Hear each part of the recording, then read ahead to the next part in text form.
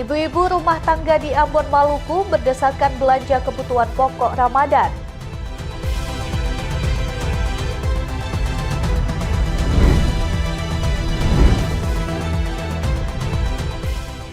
Tim gabungan Polda Sumatera Utara menggerebek lokasi penambangan emas ilegal.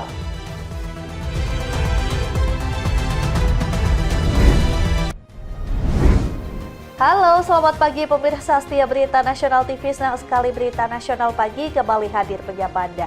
Selain 3 berita utama tadi, akan ada informasi lainnya yang akan kami sajikan untuk Anda. Sama saya, Ajeng Tiara.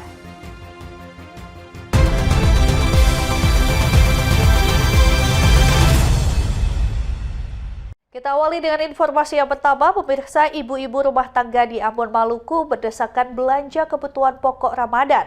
Pemerintah Kota Ambon menggelar pasar murah untuk membantu warga memenuhi kebutuhan bahan pokok di tengah tingginya harga sembako.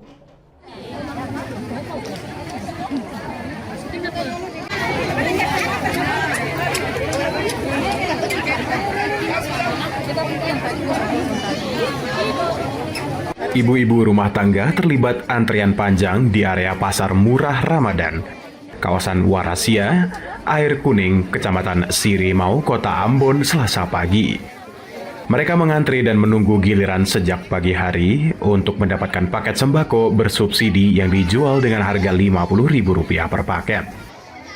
Setiap paket berisi 1 rak telur, 1 kilogram tepung terigu, 1 kilogram gula pasir, dan 1 liter minyak goreng.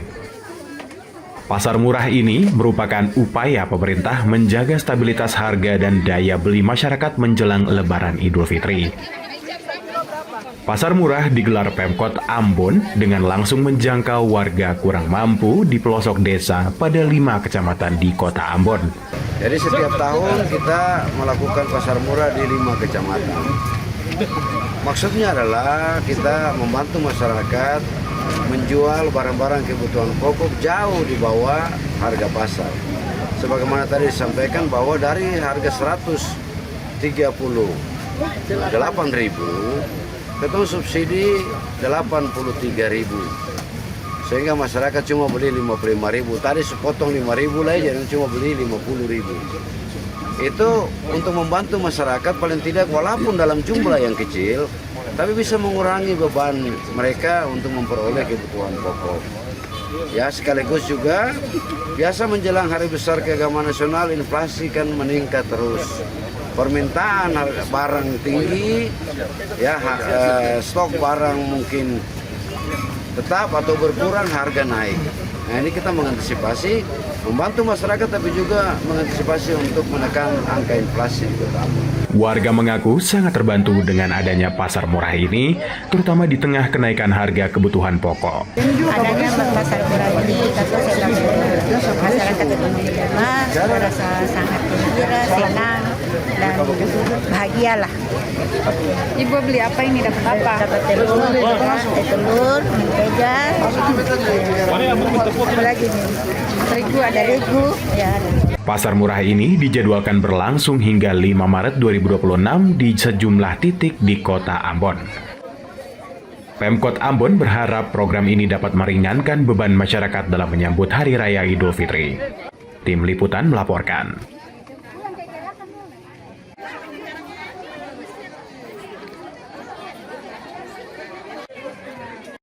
Informasi selanjutnya, dalam rangka bulan suci Ramadan, ratusan warga hijrah menghapus tato secara gratis di kantor Wali Kota Jakarta Timur. Kegiatan hapus tato gratis ini diadakan oleh Pemkot Jakarta Timur dan Basnas DKI Jakarta.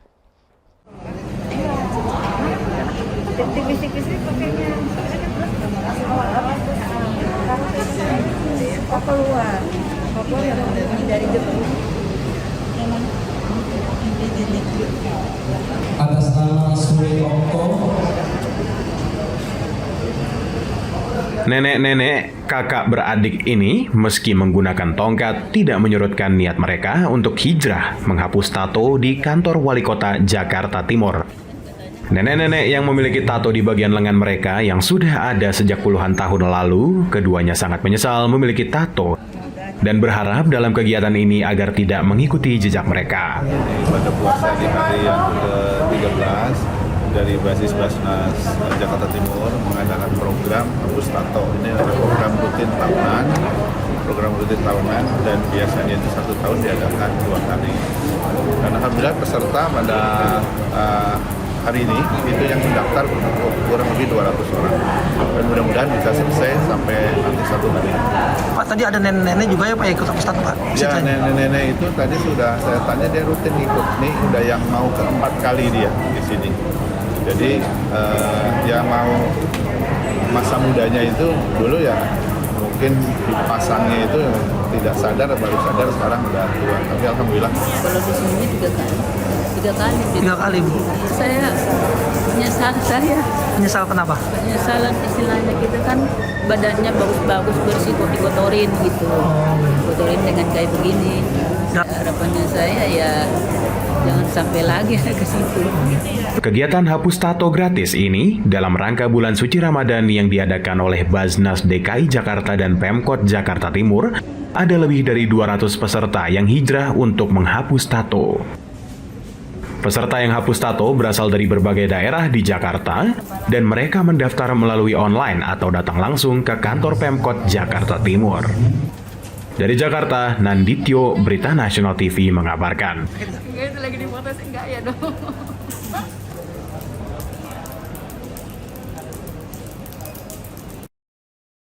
Pemirsa, calon peserta mudik gratis Kementerian Perhubungan mendatangi posko validasi untuk mendapatkan tiket gratis di Terminal Poris Plawat Kota Tangerang, Banten. Program mudik gratis melayani 34 tujuan di Pulau Jawa. Berbeda dari tahun sebelumnya yang berada di kantor Dinas Perhubungan Kota Tangerang, posko validasi mudik gratis Lebaran tahun 2026, Kementerian Perhubungan didirikan di terminal keberangkatan, yakni Terminal Poris Plawat Kota Tangerang. Posko validasi ini mulai melayani calon peserta mudik gratis yang hendak menukarkan tiket perjalanan mulai pukul 8 pagi hingga pukul 4 sore dari tanggal 1 hingga 15 Maret 2026. Calon peserta mudik gratis diharuskan telah mendapatkan kuota perjalanan mudik dengan mendaftarkan diri melalui aplikasi Mitra Darat untuk kemudian ditukarkan menjadi tiket perjalanan dengan membawa kelengkapan identitas dan barcode pendaftaran. Untuk arus mudik Lebaran tahun 2026, Kemenhub menyediakan kuota sebanyak 15.834 orang dan 240 unit sepeda motor dengan melayani 34 tujuan di Pulau Jawa atau ada penurunan kuota dibanding tahun 2025 lalu sebanyak 21.536 orang dan 300 unit sepeda motor. Sejumlah calon peserta mudik gratis mengaku terbantu dengan adanya program mudik gratis, terlebih kelas menengah ke bawah. Dikarenakan momen Lebaran dijadikan pihak PO Bus menaikkan harga tiket cukup signifikan. Alhamdulillah sih lancar, cuman karena saingannya lumayan banyak ya, jadi harus kecepatan, hitungan aja dapatkan sertifikat. Alhamdulillah meringankan beban kita. Ya biarkan kita keluar biaya sedikit ya, alhamdulillah. Makin kebantu dari pemerintah. Sementara Terminal Poris Plawat Kota Tangerang belum ramai pemudik, namun terlihat ada sejumlah pemudik jarak jauh, yakni tujuan Pulau Sumatera, berangkat lebih awal dan tengah menunggu bus yang akan mengantarkan mereka ke kampung halaman. Dari Tangerang, Tim Liputan Berita Nasional TV. Kabar berikutnya, Polri melaksanakan Operasi Ketupat 2026 dalam rangka pengamanan arus mudik dan balik Lebaran 1447 Hijriah selama 2 pekan. Operasi Ketupat 2026 digelar sejak tanggal 13 Maret hingga 25 Maret 2026. Kapolri Jenderal Listio Sigit Prabowo menjelaskan telah menyiapkan 2.746 posko untuk memberikan pengamanan hingga pelayanan yang maksimal terhadap masyarakat saat arus mudik dan balik Lebaran. Sigit merinci sebanyak 1.624 posko akan difokuskan untuk pengamanan serta sebagai pusat informasi dan pengaturan arus lalu lintas. Ribuan posko ini bakal disiapkan di seluruh Indonesia. Sementara 779 lainnya akan digunakan sebagai posko pelayanan untuk tempat istirahat bagi pengemudi yang kelelahan. Sedangkan 343 posko terpadu akan digunakan sebagai pusat kendali operasi Ketupat 2026. Lebih lanjut, Sigit mengatakan total ada 185.608 objek pengamanan yang menjadi fokus petugas, mulai dari tempat ibadah, objek wisata, pusat perbelanjaan, terminal, pelabuhan, stasiun kereta api, dan bandara. Tim Liputan, Berita Nasional TV. Waktu tempuh jalan tol mulai dari Cikampek. Tim gabungan Polda Sumatera Utara menggerebek lokasi penambangan emas ilegal. Informasi selengkapnya usai jeda, tetaplah bersama kami.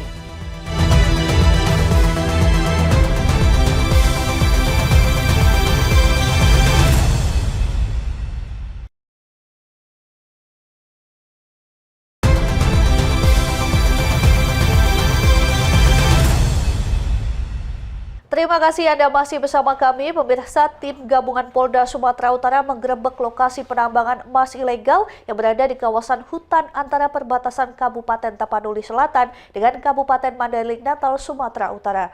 Dalam penggerebekan tersebut, petugas menyita 12 unit alat berat jenis ekskavator dan 7 orang terduga pelaku.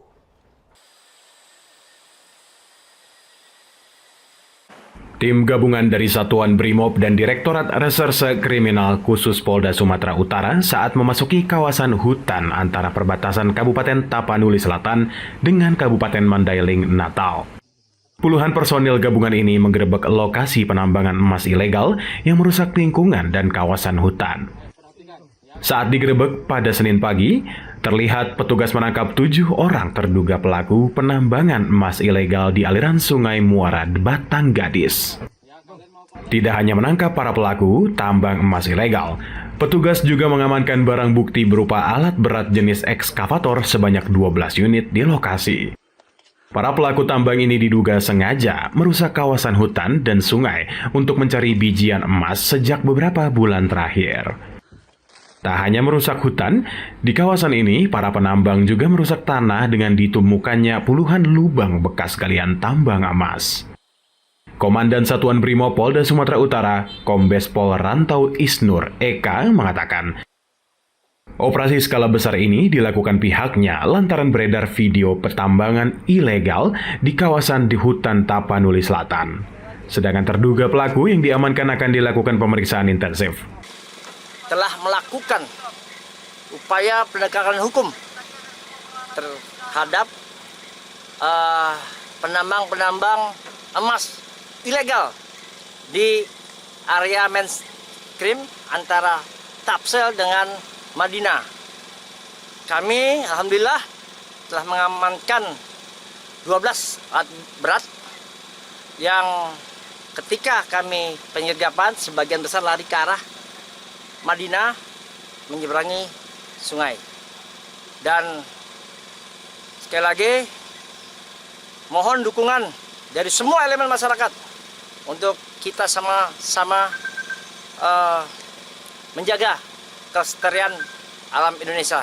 Dan terima kasih Bapak Kapolda Sumatera Utara dan juga Bapak Dankobrimob yang memberikan informasi dan arahan kami untuk turun langsung dengan cepat. Hingga saat ini, penyidik Direktorat Reserse Kriminal Khusus Polda Sumatera Utara masih terus melakukan penyelidikan dan pemeriksaan terhadap terduga pelaku untuk mencari siapa dalang di balik kegiatan penambangan emas ilegal di Kabupaten Tapanuli Selatan ini.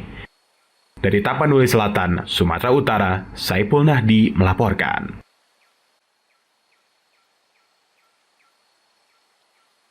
Kabar berikutnya, seorang petani di Lampung Barat, Lampung tewas mengenaskan dengan kondisi leher nyaris putus di areal perkebunan kopi. Pelaku yakni teman korban yang mengaku tega menghabisi nyawa korban karena pernah terlibat cekcok hingga menimbulkan dendam.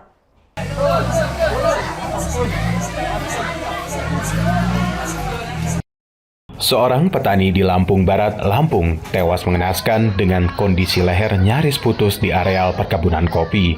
Pelaku yakni teman korban yang mengaku tega menghabisi nyawa korban karena pernah terlibat cekcok hingga menimbulkan dendam. Korban diketahui bernama Resa Anggara, 25 tahun, warga Pekon Jagaraga, Kecamatan Sukau, Lampung Barat, Lampung.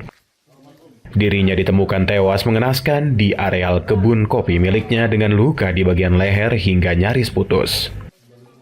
Dari hasil penyelidikan, polisi mengungkap pelaku pembunuhan yakni Muhammad Alim, 25 tahun, yang merupakan kenalan korban. Pria ini menyerahkan diri ke polisi setelah sempat kabur ke Sumatera Selatan. Polisi mengungkap pembunuhan dilakukan tersangka dengan menembak kepala korban menggunakan senapan angin saat korban berada di kebun. Tak hanya di situ, ia juga membacok leher korban hingga nyaris putus. Sementara menurut pengakuan tersangka, aksi ini dilakukan karena pernah terlibat cekcok dan diancam korban hingga menimbulkan dendam. Inisialnya MA. Jadi MA ini ternyata warga Prabu Muli di di Sumatera Selatan. Jadi kenapa dia di sini? Ternyata dia juga punya kebun di wilayah itu, Jakarta.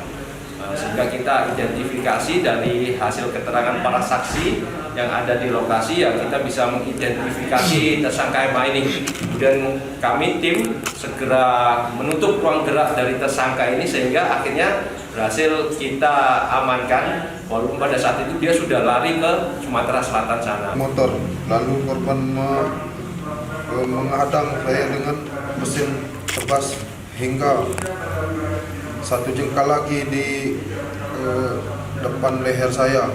Untung saja rem motor saya itu akurat, bagus, dan saya langsung berteriak histeris karena ingin mati kan.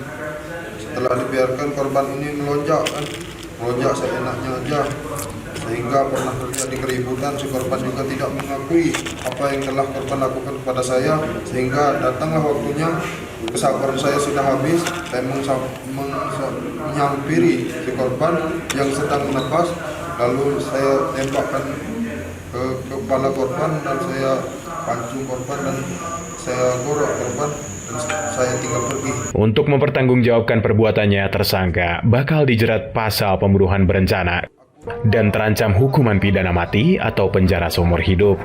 Dari Lampung Barat, Lampung, Tim Liputan Berita Nasional TV melaporkan.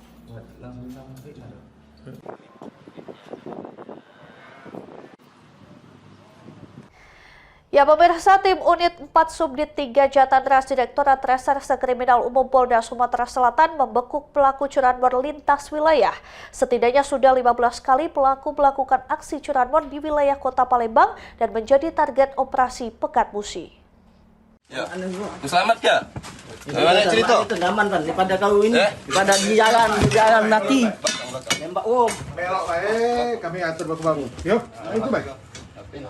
Tersangka yang diamankan berinisial SGP, warga Kabupaten Banyuasin, diduga kuat melakukan aksi curanmor bersama dua rekannya berinisial KV dan L yang kini berstatus daftar pencarian orang atau DPO. Kaur Penumbit Humas Polda Sumsel Kompol I Putu Suryawan mengatakan pelaku merupakan spesialis curanmor lintas wilayah yang melakukan setidaknya 15 laporan di wilayah Palembang dan Banyuasin. Dari 3 pelaku, baru 1 yang tertangkap atas nama SGP, sedangkan 2 pelaku lainnya masih menjadi buron.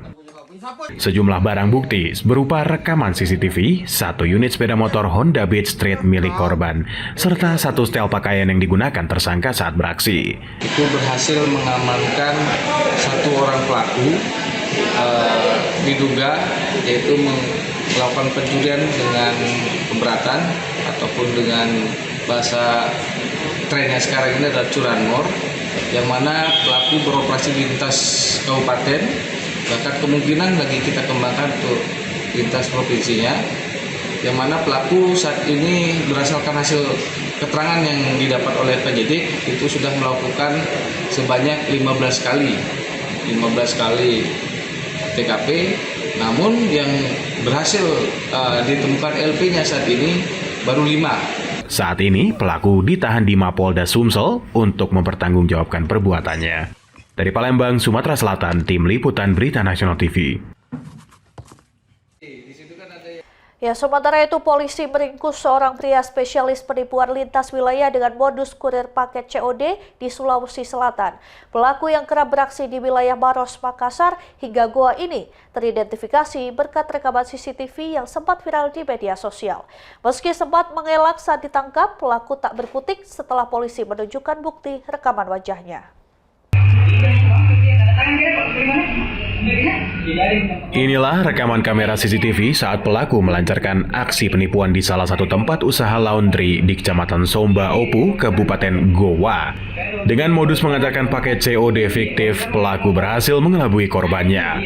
Berbekal rekaman ini, tim Resmob Satreskrim Polres Goa dibantu unit Resmob Polda Sulsel berhasil meringkus pelaku berinisial AP, 38 tahun, di persembunyiannya di Kelurahan Pandang, Kecamatan Panakukang, Makassar. Proses penangkapan berlangsung alot karena pelaku sempat mengelak dan menolak dibawa ke kantor polisi. Namun, ia akhirnya pasrah setelah polisi mencocokkan ciri-ciri fisiknya dengan rekaman CCTV di lokasi kejadian. Di hadapan penyidik, AP mengaku telah beraksi sedikitnya 6 kali di wilayah Kabupaten Goa. Modusnya selalu sama, yakni mengantar paket yang tidak pernah dipesan oleh korban dan meminta pembayaran tunai. Aksinya di beberapa titik lokasi di wilayah hukum Polres Tabes Makassar, kemudian ada juga di wilayah hukum Polres Maros. Di wilayah Goa tentunya ada sekitar tercatat oleh kami ada 6 laporan polisi yang menyangkut terhadap terlapor atau perbuatan daripada terlapor. Kemudian ada beberapa lokasi juga yang diketahui setelah penyelidikan, namun beberapa dari korban belum melaporkan. Jadi ada 6 laporan polisi terhadap perkara ini. Kemudian terhadap perkara ini, pelakunya itu sempat viral di platform media sosial. Dirinya berpura-pura menjadi agen kurir atau agen pengantaran barang. Kemudian menyampaikan bahwa pemilik daripada toko tersebut ada barang paket yang diantarkan. Kemudian meminta uang dengan beralasan bahwa paket ini adalah paket COD dan meminta uang bayaran kepada karyawan toko. Pada polisi, pelaku mengaku seluruh uang hasil kejahatannya telah habis digunakan untuk berfoya-foya. Atas perbuatannya, AP kini mendekam di sel tahanan Mapolres Goa dan dijerat pasal 378 KUHP tentang penipuan dengan ancaman hukuman di atas 4 tahun penjara. Dari Goa, Sulawesi Selatan, Tim Liputan Berita Nasional TV melaporkan. Pemirsa, jangan kemana-mana, usai jeda kami akan mengajak Anda melihat keindahan Roraima, Gunung Meja di atas awan di Amerika Selatan. Setelah jeda berikut ini, tetap saksikan Berita Nasional Pagi.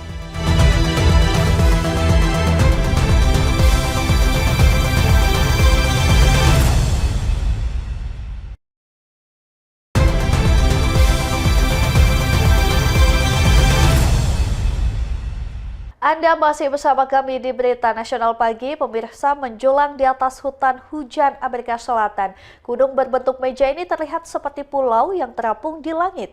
Inilah Mount Roraima, tepui purba yang menginspirasi kisah The Lost World.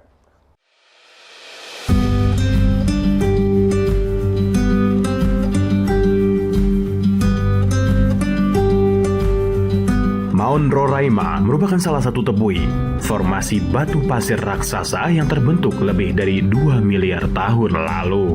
Dinding tegaknya menjulang setinggi lebih dari 400 meter dengan puncak datar seluas sekitar 31 km persegi. Karena terisolasi selama jutaan tahun, puncak Roraima menyimpan ekosistem yang unik. Sejumlah tanaman dan hewan di sini tidak ditemukan di tempat lain di dunia. Awan yang terus menyelimuti tebingnya menciptakan suasana misterius. Air hujan yang turun mengalir menjadi air terjun dan sungai-sungai besar di sekitarnya. Bagi suku lokal Pemon, Roraima dianggap sebagai gunung suci dan bagian dari mitologi leluhur. Roraima adalah pengingat bahwa di atas awan masih ada dunia yang berdiri sejak awal zaman.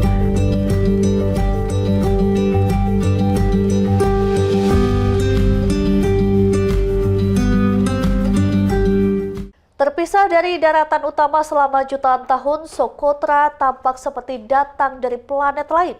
Pohon berbentuk payung dan landscape tandusnya menjadikan pulau ini salah satu ekosistem paling unik di dunia.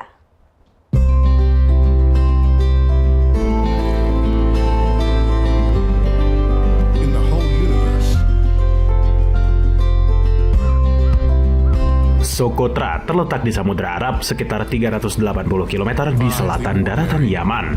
Isolasinya yang panjang membuat lebih dari sepertiga spesies tanaman di sini bersifat endemik. Ikon pulau ini adalah pohon Dragon's Blood yang memiliki tajuk melebar seperti payung. Getahnya berwarna merah pekat dan sejak zaman kuno digunakan sebagai obat dan pewarna. Iklim kering dan angin muson yang kuat membentuk lanskap berupa padang batu, gua-gua kapur dan pantai berpasir putih. Pada tahun 2008, Socotra ditetapkan sebagai situs warisan dunia UNESCO sebagai pengakuan atas keanekaragaman hayati dan nilai geologinya. Socotra adalah bukti bahwa ketika alam terisolasi terlalu lama, ia menciptakan dunia sendirinya.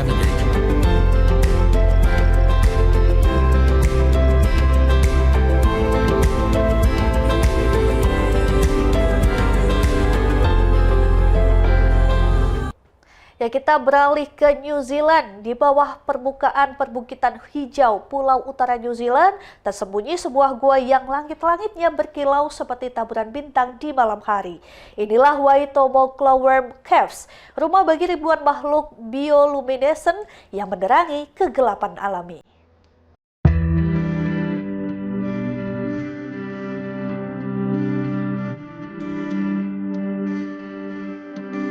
Waitomo Glowworm Caves terletak di wilayah King Country sekitar 200 km dari Auckland. Gua ini terbentuk dari batu kapur yang terukir oleh aliran air selama jutaan tahun. Keunikan utamanya terdapat pada larva serangga bernama Aranchnocampa luminosa, spesies endemik New Zealand. Larva ini mengeluarkan cahaya biru kehijauan melalui reaksi kimia alami untuk menarik mangsa ke dalam benang lengket yang mereka gantungkan. Saat pengunjung menyusuri sungai bawah tanah dengan perahu, langit-langit gua tampak seperti galaksi mini yang berkelip di kegelapan.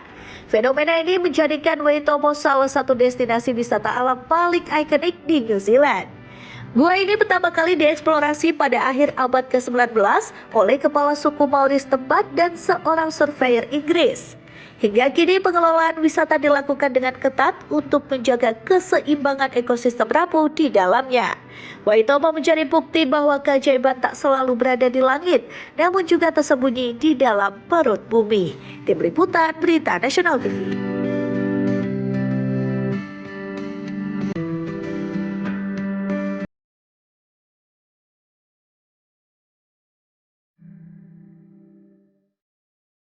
Ya, selanjutnya kita ke dataran tinggi Andes bagian barat daya Bolivia. Terbentang hampa raksasa berwarna putih yang terlihat seperti tanpa batas. Inilah Salar de Uyuni, gurun garam terbesar di dunia yang saat musim hujan berubah menjadi cermin alam terluas di planet bumi.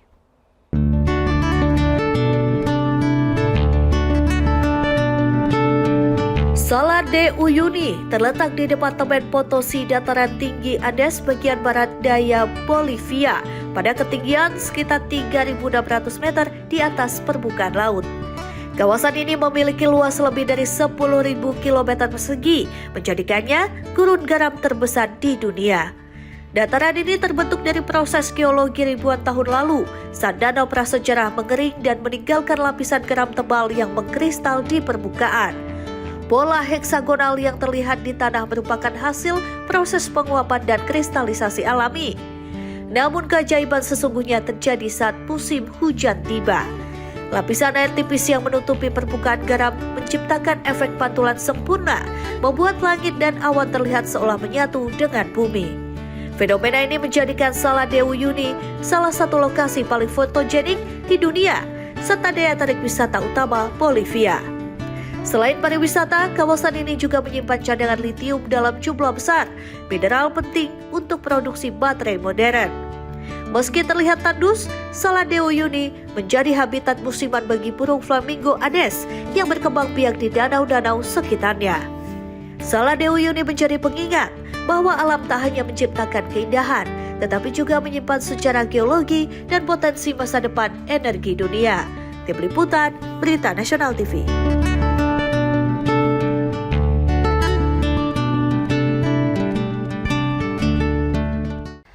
Pemirsa, usai jeda kami akan mengajak Anda menjelajahi Irak, mercusuar dunia. Setelah jeda berikut ini, tetap saksikan Berita Nasional Pagi.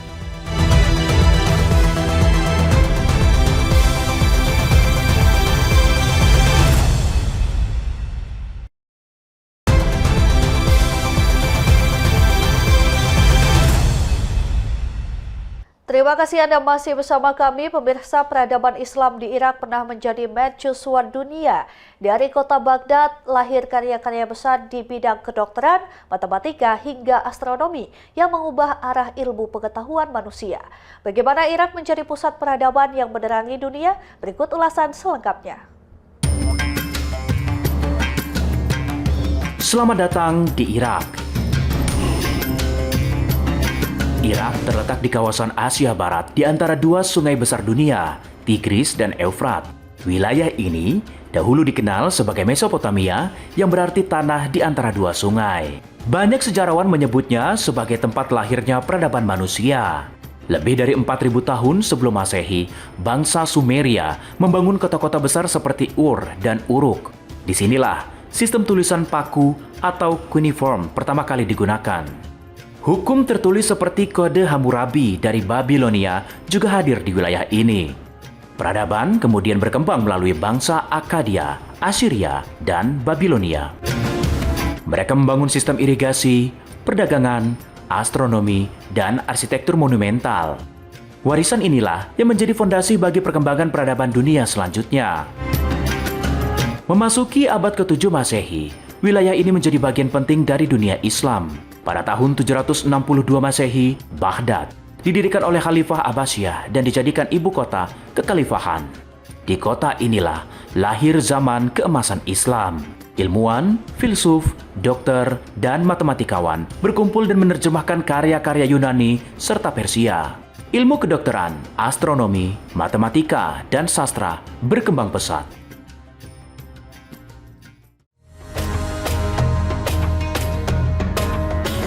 Baghdad pada masa itu menjadi salah satu kota terbesar dan paling maju di dunia. Perpustakaan besar dan pusat pembelajaran menjadikan kota ini simbol kejayaan intelektual Islam. Namun, sejarah Irak tidak selalu berjalan mulus. Inovasi Mongol pada abad ke-13 menghancurkan Baghdad.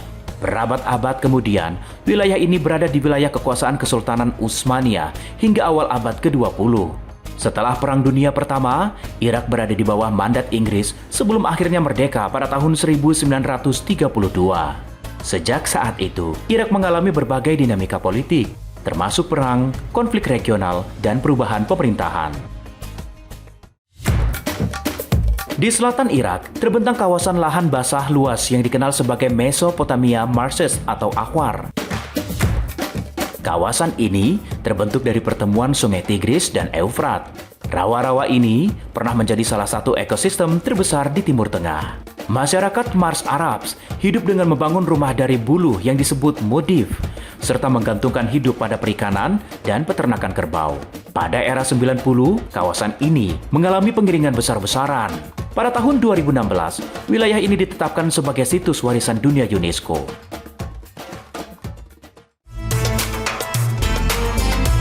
Selain kawasan rawa, Irak memiliki sejumlah situs arkeologi yang menjadi bukti lahirnya peradaban kota pertama dunia. 3 di antaranya adalah Ur, Uruk, dan Eridu. Di Ur, para arkeolog menemukan zigurat megah yang didedikasikan untuk dewa bulan Nana, serta makam-makam kerajaan berisi emas, perhiasan, dan artefak mewah yang menunjukkan adanya sistem sosial dan kekuasaan yang terstruktur. Sementara itu Uruk dikenal sebagai salah satu kota terbesar pada masanya, sekaligus tempat ditemukannya tablet cuneiform tertua di dunia. Disinilah awal sistem tulisan, birokrasi, dan organisasi negara kota mulai berkembang, ditandai dengan kompleks kuil besar dan tembok kota yang kokoh. Adapun Eridu diyakini sebagai salah satu kota tertua di Mesopotamia dengan runtuhan kuil bertingkat yang dibangun berulang kali di lokasi yang sama. Ketiga situs tersebut memberikan gambaran utuh tentang bagaimana manusia mulai membangun kota, mengembangkan sistem pemerintahan, serta menciptakan fondasi peradaban yang mempengaruhi dunia hingga saat ini. Irak adalah negara yang terus berproses. Dari reruntuhan peradaban kuno hingga dinamika politik modern, negeri ini menyimpan pelajaran tentang ketahanan dan harapan. Karena di tanah antara dua sungai inilah sejarah manusia pernah dimulai. Dan dari tanah yang sama, masa depan baru sedang dibangun. Ya, Islam bukan sekadar agama mayoritas di Malaysia, tetapi juga napas yang membentuk budaya dan perjalanan sejarahnya. Dari tradisi Melayu yang kental dengan nilai-nilai Islam hingga jejak kerajaan dan arsitektur masjid yang megah, semuanya menjadi bagian dari warisan yang hidup dan terus berkembang. Seperti apa harmoni antara Islam, budaya, dan sejarah yang menjadikan Malaysia begitu khas? Berikut ulasannya untuk Anda.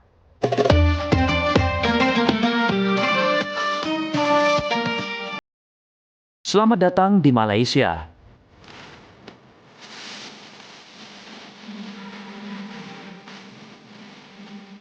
Islam menjadi bagian tak terpisahkan dari identitas Malaysia. Islam mulai masuk ke Semenanjung Melayu sejak abad ke-12 melalui jalur perdagangan maritim. Perdagangan dari Arab, Persia, hingga India membawa ajaran Islam seraya membangun hubungan ekonomi dengan penduduk lokal.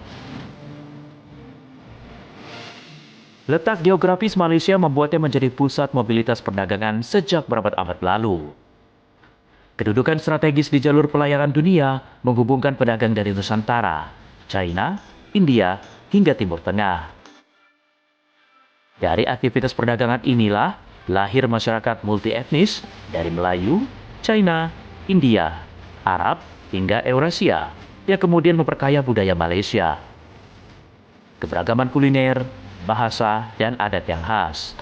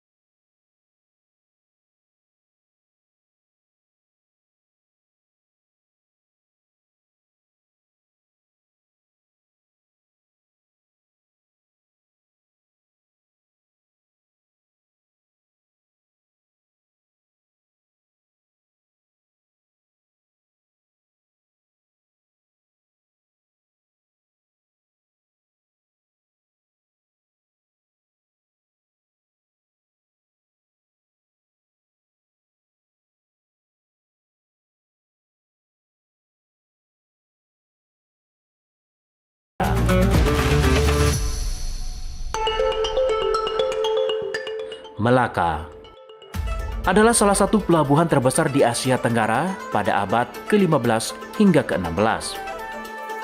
Letaknya yang strategis menjadikan pusat perdagangan internasional dari rempah Nusantara, tekstil India, porselin Cina, hingga komoditas dari Arab dan Persia.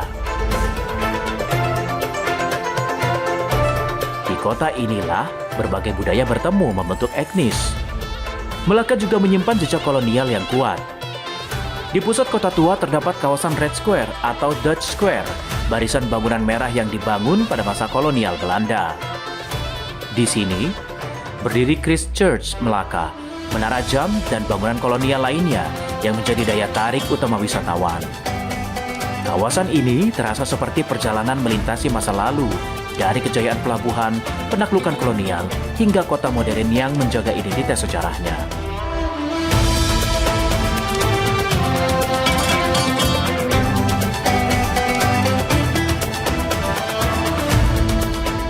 Kuala Kangsar di negeri Perak dikenal sebagai kota diraja. Salah satu ikonnya adalah Masjid Ubudiyah, yang merupakan masjid kerajaan yang dibangun pada tahun 1913. Dengan kubah emas dan arsitektur bergaya Indo-Sarasenik, Masjid Ubudiyah dianggap sebagai salah satu masjid terindah di Malaysia. Proses pembangunan sempat terhenti karena peristiwa unik. Dua gajah kerajaan bertarung dan merusak ubin marmer Italia. Meski berukuran tidak terlalu besar, keagungan masjid ini menjadikan simbol kebanggaan masyarakat Perak. Tidak jauh dari sana, berdiri Jembatan Victoria, merupakan jembatan kereta api bersejarah yang dibangun tahun 1900. Dengan struktur terus baja yang kokoh, jembatan ini dulunya menjadi jalur utama transportasi kolonial. Kini, Victoria Bridge menjadi destinasi wisata dan simbol perjalanan panjang perkembangan infrastruktur di Malaysia. Dari modernitas Kuala Lumpur, sejarah maritim Melaka, hingga keagungan Kuala Kangsar, Malaysia menunjukkan bagaimana tradisi, agama, dan perkembangan zaman dapat berjalan beriringan. Negeri jiran ini bukan hanya destinasi wisata, tetapi juga cermin perjalanan panjang sejarah Asia Tenggara. Pemirsa, informasi tadi sekaligus mengakhiri jumpa kita. Demikian Berita Nasional Pagi telah menemani Anda. Saya Ajeng Tiara beserta kru yang bertugas pamit undur diri. Terima kasih dan sampai jumpa.